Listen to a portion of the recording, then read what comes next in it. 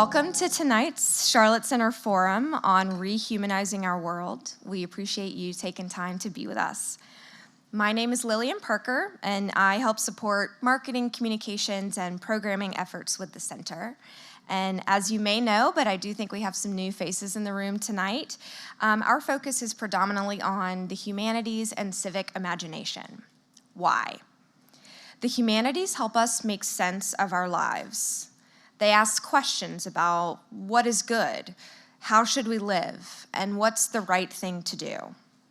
Through poetry, literature, philosophy, religion, and music, the humanities offer a different kind of conversation that seeks to understand who we are and who we can be. Civic imagination, on the other hand, is us together, envisioning a better tomorrow and ways to make it happen. Civic imagination unlocks our creativity and helps us turn questions into answers and ideas into action. Our programming at the center unites the humanities and civic imagination to help people and communities flourish, and that's our mission, to build bonds of trust and affection so we can be the best versions of ourselves. Tonight, you'll experience our signature speaker series, The Forum. And at these events, we follow a certain structure to put the program in your hands. So tonight's structure is connect, consider, and ignite. First, we connect. We'll invite you to meet someone new. And after all, change begins by getting to know one another. Next, we'll consider. Tonight, you'll hear from our speaker, founder and executive director, Mark Perez. And he'll share a little bit more about tonight's conversation when he comes down to the stage in a little while. And last, we ignite. So what? Now what? We gathered together. How do we take what we've learned beyond these walls and activate it in our own lives and in our own communities? At the end of tonight's program, we'll also close out with a few announcements, some upcoming events, and a raffle drawing, so please make sure that you stick around. I'm going to just briefly introduce our featured forum speaker tonight, who in most circles does not require an introduction. We got a bit of an introduction from some of his students just now. It's our founder for the Charlotte Center, Mark Perez, who has been a longtime friend and collaborator for more than 2 decades. So it's been a joy working with him, collaborating, sharing ideas, and advancing the humanities here in Charlotte. And I'm excited that he is our featured speaker. So with that, Mark.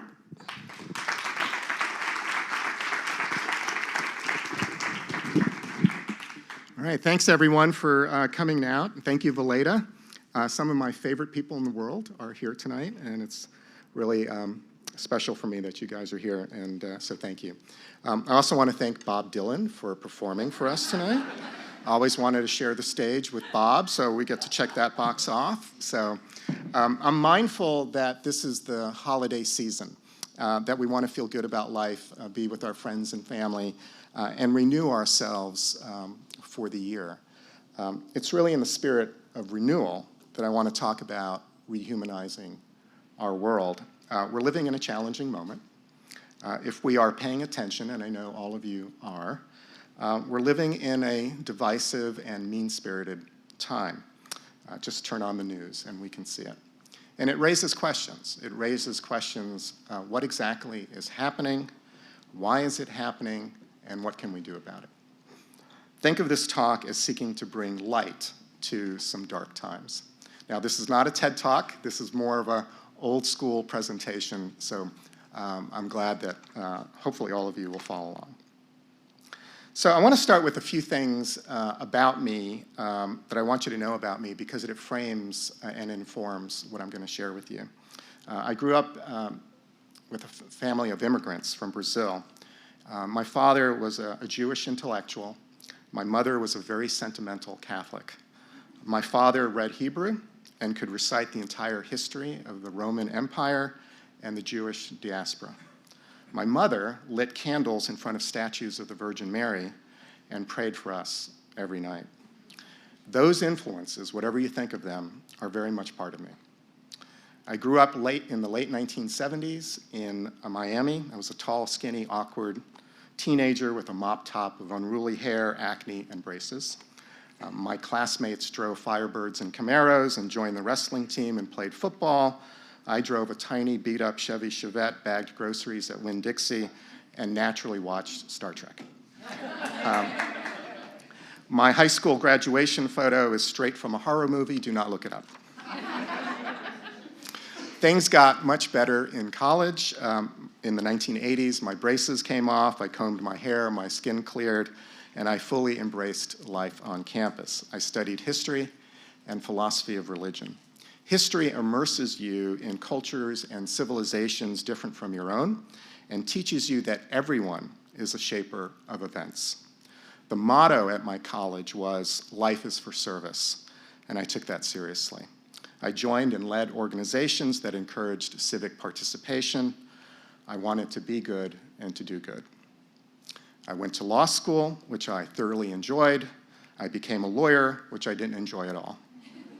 All of this was in Florida, which is a very strange place to live and work. I mention all this because when I arrived in Charlotte in 1999, I saw an opportunity to be the person my parents raised me to be and the person I wanted to be. I felt instantly that Charlotte also wanted to be good and to do good, and I set out to make a contribution true to my interests and personality. 20 years ago, I started a magazine called Charlotte Viewpoint about arts and culture and city life. I wanted to produce something beautiful and smart that had a moral center and elevated public discourse. We started very modestly, but over the next 13 years, we published hundreds of articles, op-eds, reviews, and stories. We published photography, video, poetry, and fiction. We held events and hosted gatherings. We launched the careers of a whole new generation of writers, editors, and artists. And we're celebrating the anniversary of that magazine over the next year, republishing content from the catalog. In 2017, I launched a podcast called On Life and Meaning, where I interviewed 100 artists, writers, civic leaders, entrepreneurs, and innovators about their lives, work, and higher purposes, and wrote essays inspired by each of their lives. It reinforced what I already knew, that our lives are very precious things, and our yearning to know and to be known is just below the surface. In 2019, I launched the Charlotte Center, where we host this forum, and an annual Charlotte Ideas Festival. All along, I've been teaching leadership and ethics at Johnson & Wales University to amazing young people who are a cross-section of America. Thanks for coming out tonight. It means a lot to me. All of this is to say that I'm deeply curious about people and the world around me. I'm interested in who people are and why things are the way that they are, why people believe and do what they do, and why the world is and does what it does. I want to know the stories, the cause and effect, the randomness, the meaning of things. I believe in looking at the world as it is, squarely, realistically, through a critical lens, while working it to make it a more just and humane place for all. Ideals matter to me. And I feel responsible for what I can change.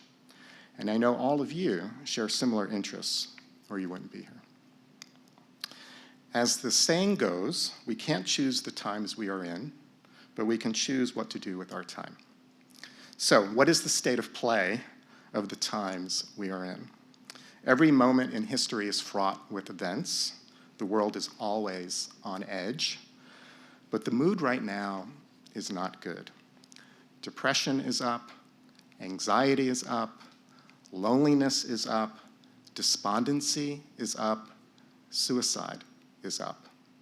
And incivility, polarization, and demonization are very, very up.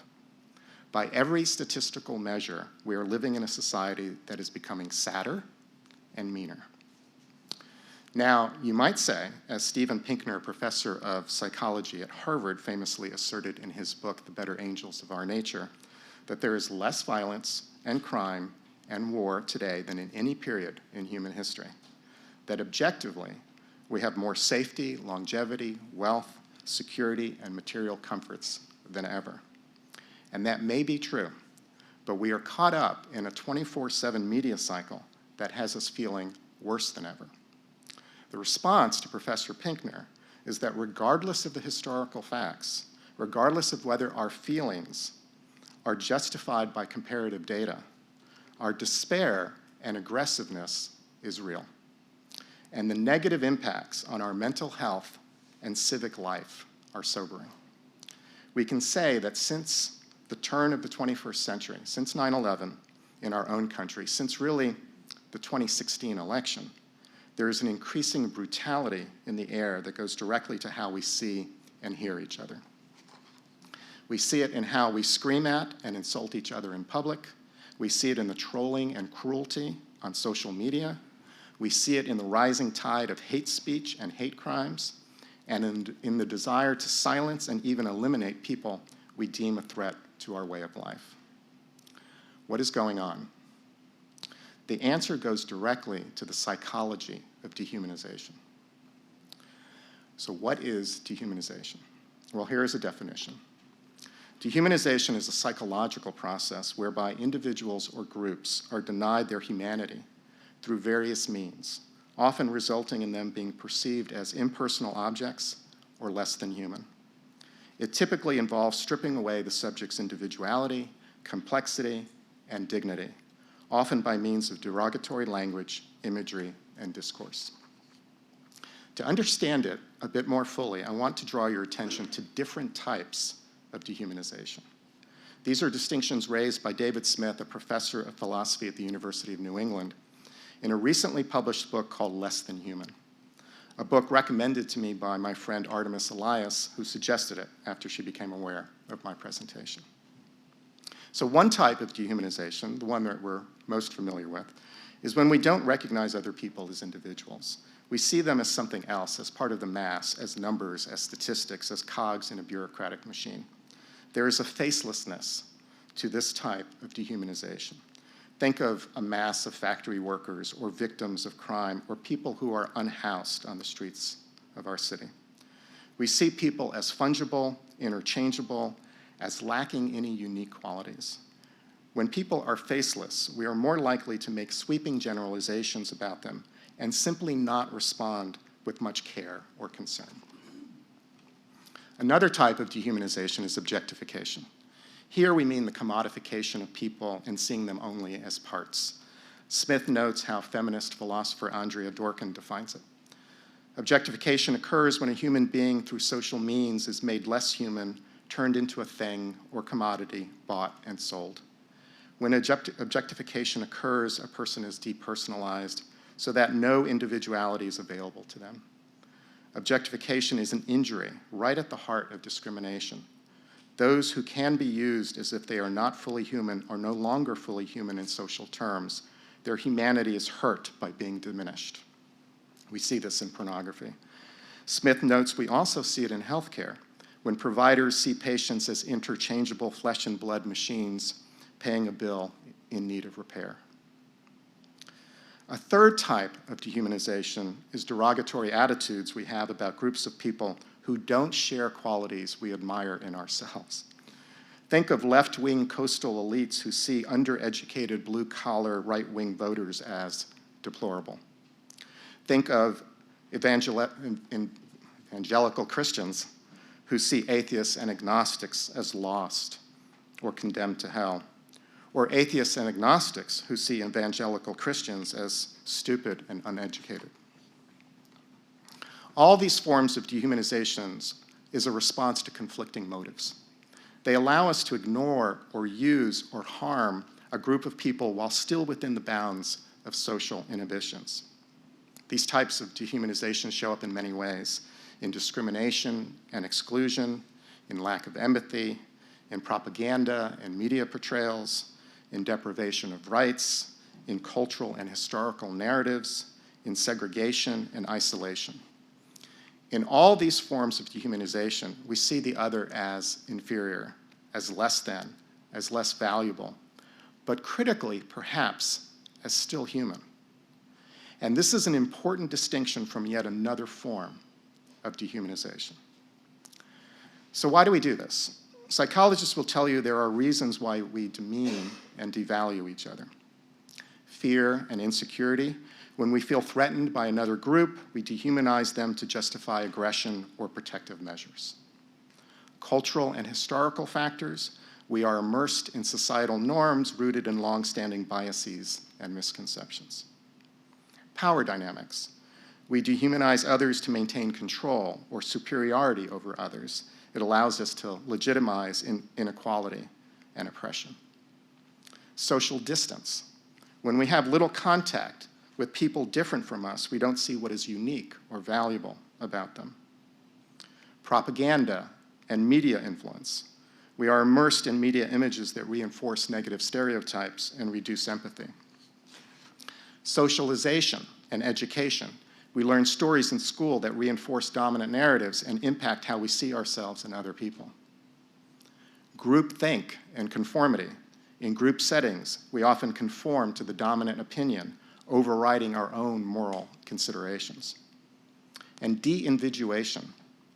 In situations where we are anonymous, like in crowds or online, we're more likely to engage in dehumanizing behaviors we wouldn't normally do. Notice that I used the word we throughout. We are all susceptible to these forces. There are other explanations too. David Brooks of the New York Times just published a book called How to Know a Person, The Art of Seeing Others Deeply and Being Deeply Seen. He seems to always write books, by the way, exactly at the same time that I want to write the exact same book. So he and I are connected in that way. He notes 3 other reasons why we diminish other people. First, egoism.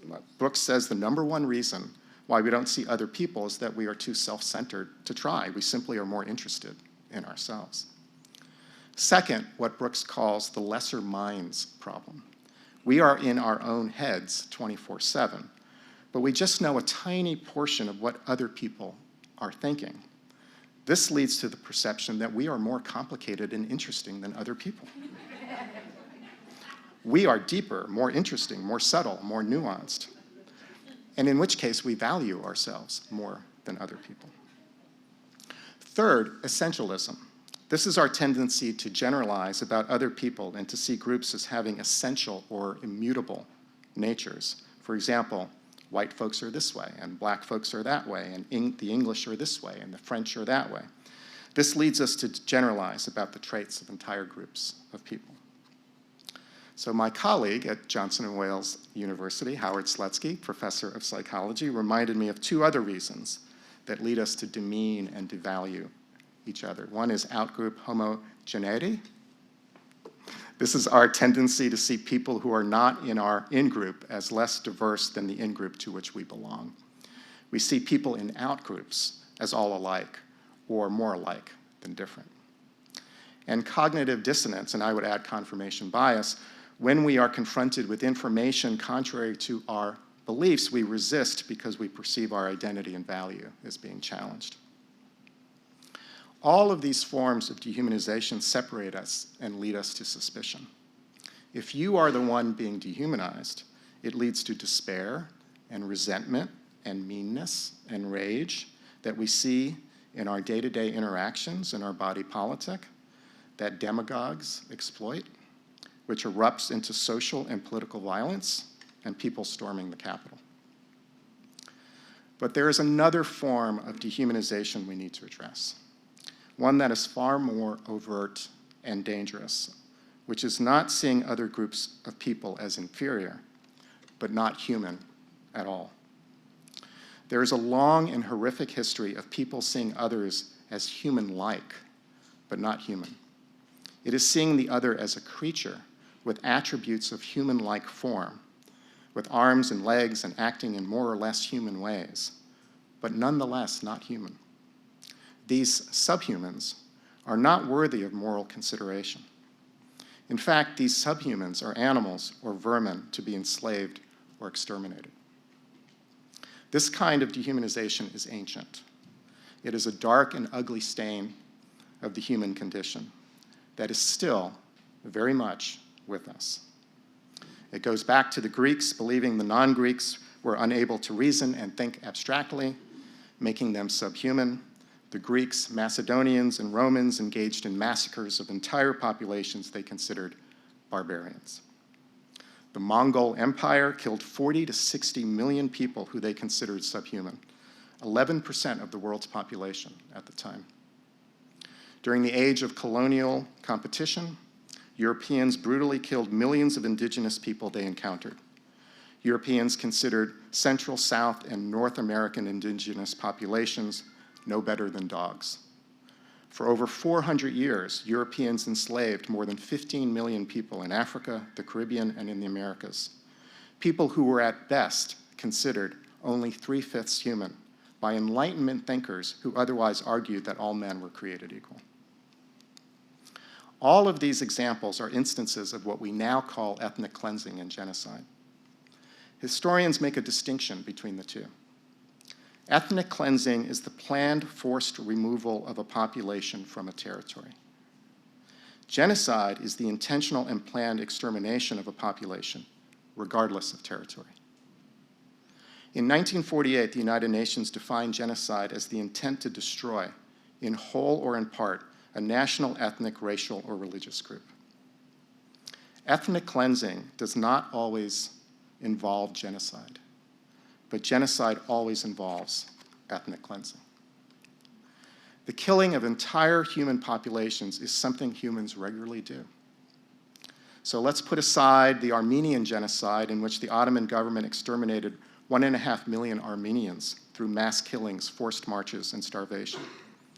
The Assyrian genocide, in which the Ottomans killed 300,000 Assyrian Christians.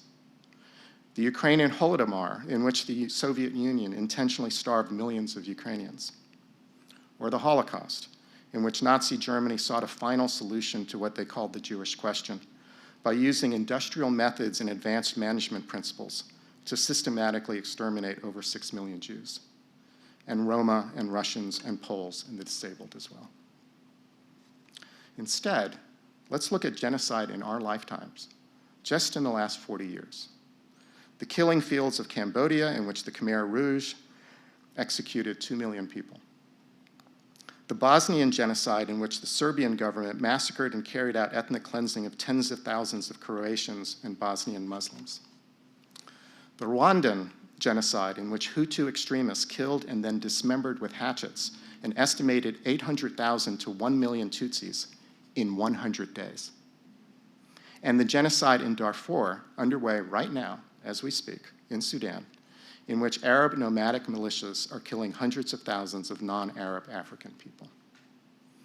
Every one of the individuals killed and disposed of in the most horrific way were and are just like you and me. They had family and friends and hopes and dreams and aspirations. Now I want to talk briefly about Israel and Gaza, the elephant in the room. Professor Omar Bartov, an Israeli-American professor of Holocaust and Genocide Studies at Brown University, and a former soldier in the Israeli Defense Force who fought in the Yom Kippur War in 1973, a few weeks ago wrote an essay in the New York Times entitled, "What I Believe as a Historian of Genocide." And Professor Bartov notes that what we need to be alert for is genocidal intent. Genocidal intent is dehumanizing rhetoric designed to shape policy. We hear genocidal intent in the words of Hamas leaders to establish a Palestinian state from the river to the sea, which is a clear demand for Israel's destruction. On October 7th, Hamas terrorists butchered over 1,200 Israeli men, women, and children. The atrocities involved rape and beheadings. The stated policy of Hamas since the founding of the organization remains in place today: the elimination of the State of Israel.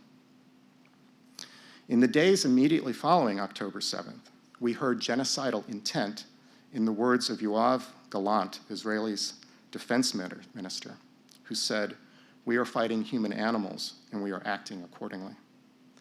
And in the words of Major General Eland of the IDF, who wrote, "Gaza will become a place where no human being can exist."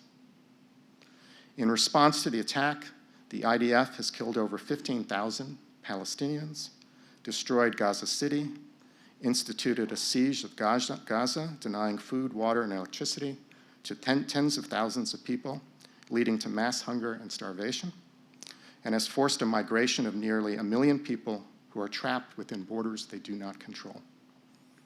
Israel is using artificial intelligence and advanced weaponry that is killing civilians at an unprecedented rate. The New York Times reported that in less than 2 months, Israel has killed more than twice as many women and children in Gaza than in 2 years of war in Ukraine. So 5,000 people, 10,000 people, 15,000 people, 20,000 people, 6 million people. We lose sight of the human beings in the numbers. There is rage and vengeance-filled rhetoric on both sides. Extremist Palestinians call for the ethnic cleansing and killing of Jews, and extremist Jewish settlers demand a policy of Greater Israel and the forced removal and elimination of Palestinians from Gaza and the West Bank. In the days following October 7th, one of the fastest rising memes on social media was the hashtag Hitler was right. It was only matched by the hashtag Erase Gaza. Islamophobia is rising throughout the West. Anti-Semitism is rising throughout the world.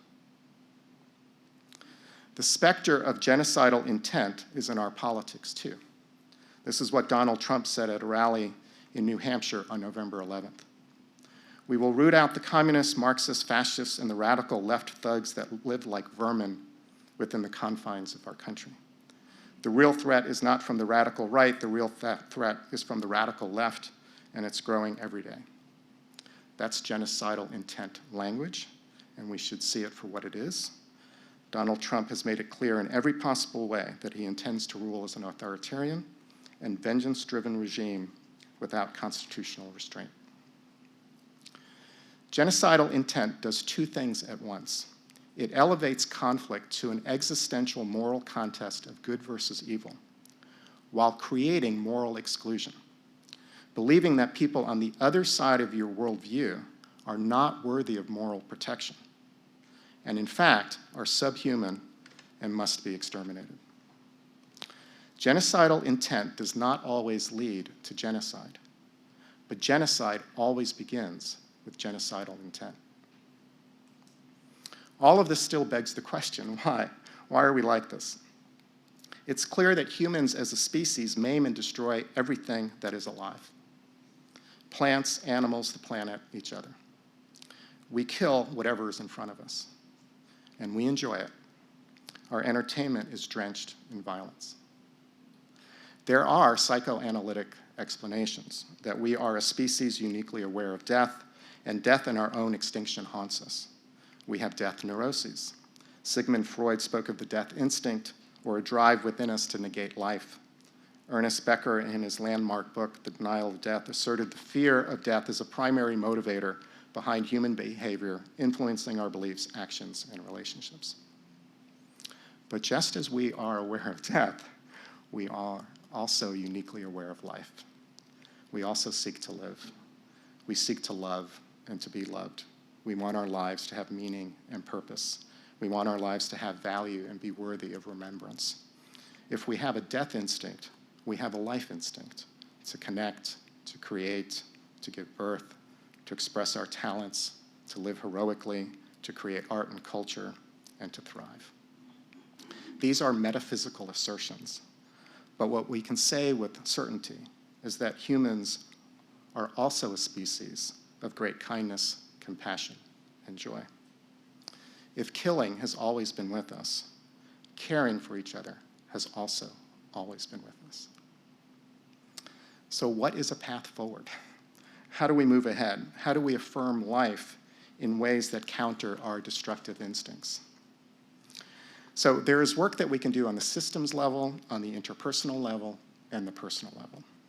At the systems level, when it comes to the first form of dehumanization, the diminishing of people that is leading to so much sadness and meanness in our culture, there are many things we can do.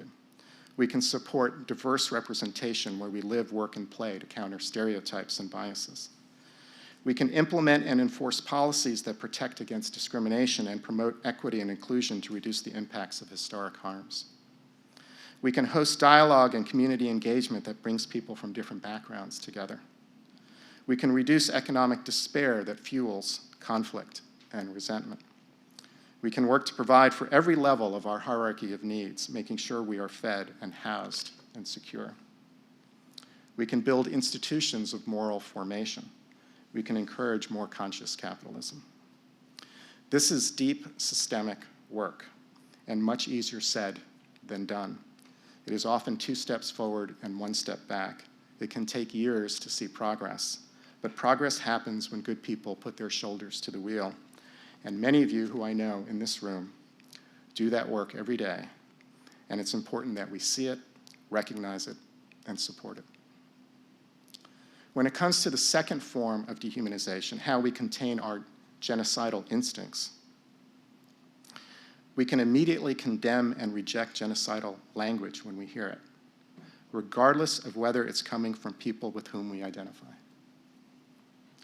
We can support institutions and strengthen legal frameworks that define and govern crimes against humanity and the laws of war. We can participate in conflict resolution and peace-building efforts. We can promote human rights, especially of minority and vulnerable populations. We can give stateless populations statehood while insisting that all states have the right to exist. We can resist authoritarianism and elect leaders who model human decency. We can empower a civil society and organizations that work towards reconciliation and human flourishing. We can embrace religious and humanistic frameworks that call for loving our neighbor and repairing the world. In addition to this systems level work, there's also work that we can do on the interpersonal level. I want to return back to David Brooks and his book, How to Know a Person, The Art of Seeing Others Deeply and Being Deeply Seen. He makes the case that rehumanizing the world is a matter of intimacy. His book is about the social skills and emotional intelligence that help us see, hear, and value each other. Here are a few of the skills that Brooks highlights. The skill of the first gaze. Seeing in each other the face of the divine. It is encountering in the countenance of other people infinite worth and dignity. That each of us is not a problem to be solved, but a mystery to be encountered. The skill of accompaniment. Learning to linger with another person. Words don't always have to be exchanged. It's about being present. It is offering the gift of attentiveness and embodiment. The skill of conversation. Being genuinely interested in the other person, asking great questions and risking answers of your own that reveal who you are. The skill of bridging differences, asking others, what am I missing here? What more do I need to know? Showing curiosity and respect even if you disagree with another person's point of view. And the skill of kindness, saying and doing things that ease another person's burden and bring delight and joy. Brooks states that the essence of a moral life is being a genius at the close at hand. It is mastering the intimacies that make up our lives. Lastly, there is the personal level. And I mention it last, but in some ways, it is the first thing for us to do. And here's a list of things that our wisdom traditions suggest.